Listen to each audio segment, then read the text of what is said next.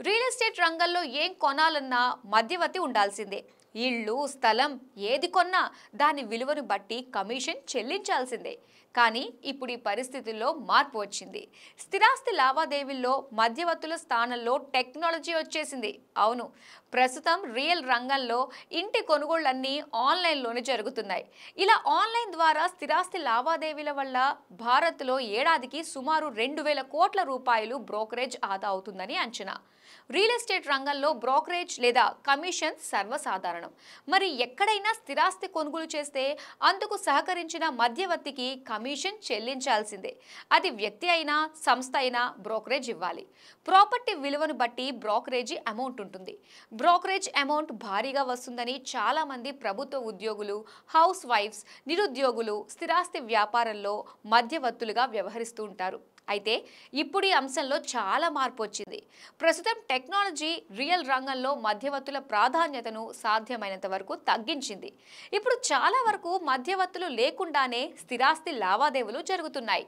స్థిరాస్తి రంగంలో తగ్గుతున్న మధ్యవర్తుల ప్రమేయం, రియల్ రంగంలో పెరుగుతున్న టెక్నాలజీ, ఆన్లైన్లోనే ఇళ్ల కొనుగోళ్లకు అంత ఆసక్తి, వీడియో వాక్థ్రూతో సైట్ విజిట్, భారత్లో ఏడాదికి సుమారు 2,000 కోట్ల కమిషన్ ఆదా.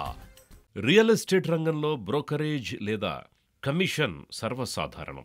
మనం ఎక్కడైనా స్థిరాస్తి కొనుగోలు చేస్తే అందుకు సహకరించిన మధ్యవర్తికి కమిషన్ చెల్లించాల్సిందే.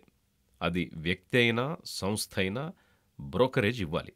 ప్రాపర్టీ విలువను బట్టి బ్రోకరేజ్ అమౌంట్ ఉంటుంది. బ్రోకరేజ్ అమౌంట్ భారీగా వస్తుందని చాలామంది ప్రభుత్వ ఉద్యోగులు, హౌస్ వైఫ్స్, నిరుద్యోగులు స్థిరాస్తి వ్యాపారంలో మధ్యవర్తులుగా వ్యవహరిస్తుంటారు. అయితే ఇప్పుడు ఈ అంశంలో చాలా మార్పు వచ్చింది. ప్రస్తుతం టెక్నాలజీ రియల్ రంగంలో మధ్యవర్తుల ప్రాధాన్యతను సాధ్యమైనంత వరకు తగ్గించింది.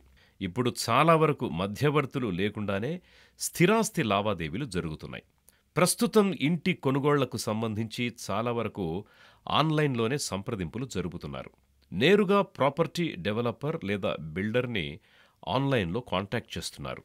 ఇంటి ధర, అడ్వాన్స్ చెల్లింపులు, ఇంటి నిర్మాణానికి సంబంధించిన అగ్రిమెంట్స్ వంటి వివరాలన్నీ ఆన్లైన్లోనే తెలుసుకుంటున్నారు. అయితే సైట్ని సైతం వీడియో వాక్ త్రూ ద్వారా చూపిస్తున్నారు. ఇంటి నిర్మాణ దశల్ని ఎప్పటికప్పుడు మొబైల్లో వీక్షిస్తున్నారు. దీంతో ఇళ్ల కొనుగోళ్లకు సంబంధించిన మధ్యవర్తుల అవసరం చాలా వరకు తగ్గిపోయింది. ఇంటి కొనుగోళ్లలో సుమారు 50% మంది కస్టమర్లు ఆన్లైన్ పైనే ఆధారపడుతున్నారని రియల్ రంగ నిపుణులు చెబుతున్నారు. వీడియో వాక్థ్రూ ద్వారా ప్రాపర్టీస్ని వీక్షించి ఇంటి కొనుగోళ్ల విషయంలో నిర్ణయం తీసుకుంటున్నారు.